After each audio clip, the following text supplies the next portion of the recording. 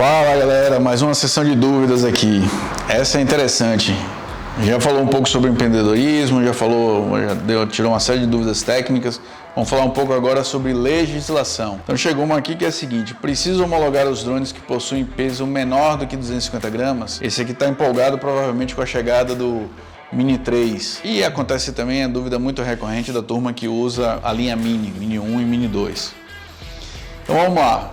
Vamos separar por partes, né, da legislação. Quando a gente fala em homologar, a gente está falando da Anatel, certo? Que é um dos 3 órgãos principais que tem legislação específica, que tem normas específicas que a gente tem que atender quando a gente vai pilotar o drone, vai voar de drone. A Anatel, ela trata sobre a radiofrequência de comunicação entre o controle e o drone, e também entre drone e controle, porque você no controle emite o sinal de comando para o drone e o drone manda de volta a telemetria e a imagem. Então, os dois, controle e drone, são transmissores e receptores, certo? Eles têm essa dupla função. Como a Anatel regula sobre a transmissão, a radiofrequência, né, que é como eles utilizam para se comunicar, você tem que homologar o seu drone, independente dele ser 250 gramas ou menos. A Anatel, a regulamentação da Anatel, ela não fala sobre o peso do equipamento. Então pode ser um Phantom, pode ser um Mavic Air, qualquer linha dele, ou pode ser um Tello.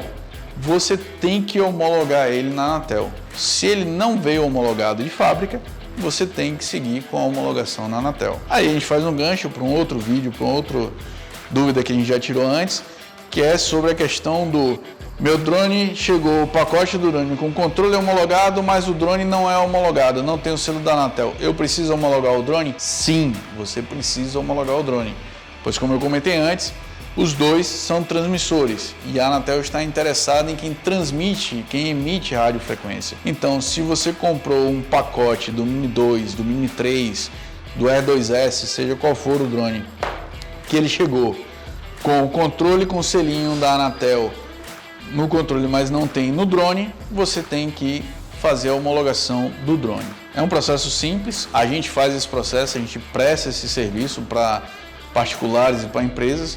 Não é complicado de ser feito, mas você tem que fazer. Então, esclarecido isso, se o seu drone pesa menos de 250 gramas, você tem que homologar ele na Anatel. Não tem jeito. A outra dúvida recorrente da turma é sobre a questão do cadastro na ANAC, né? Que a ANAC fala que drones abaixo de 250 gramas não precisam ser cadastrados, ou pelo menos isso é o que a turma fala. E isso na Drone Show desse ano a gente aproveitou e bateu um papo muito interessante, tanto com a ANAC quanto o DCE, colocou os dois juntos e a gente conversou sobre esse assunto. E o que está dito, o entendimento dos dois órgãos é o seguinte: o que interessa é o peso máximo de decolagem, isso é pacificado, certo? A grande parte dos fabricantes indicam como peso de decolagem 249 gramas, né? Que é o quê? Que é o peso do drone, com as hélices, cartão de memória, bateria e tudo mais. Só que a gente sabe que esses drones eles podem carregar acessórios. A própria DJI fala no site, nas especificações, que, por exemplo, a linha Mini ele pode carregar acessórios de até 30 gramas, protetores de hélice, enfim, qualquer outro acessório. E isso faz com que o peso máximo de decolagem deles seja dos 249 gramas mais os 30 gramas. Então ele tem um peso máximo de decolagem de 279 gramas. Então ele é passível de ser registrado na ANAC como classe 3 para você fazer o uso dele. Então, em relação ao cadastro da ANAC, como a gente viu, eles pesam 279 gramas, então todos eles têm que ser cadastrados na ANAC. E o entendimento do DCEA, que regula o acesso ao espaço aéreo, é que se você vai voar, você tem que fazer a solicitação de voo.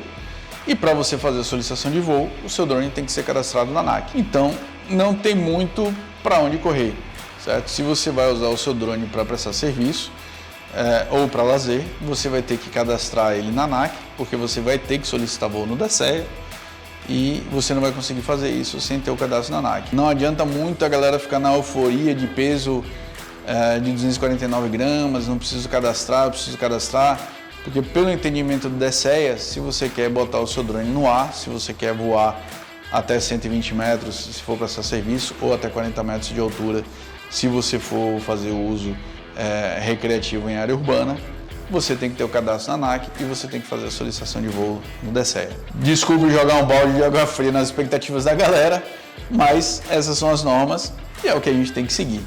Beleza? Grande abraço!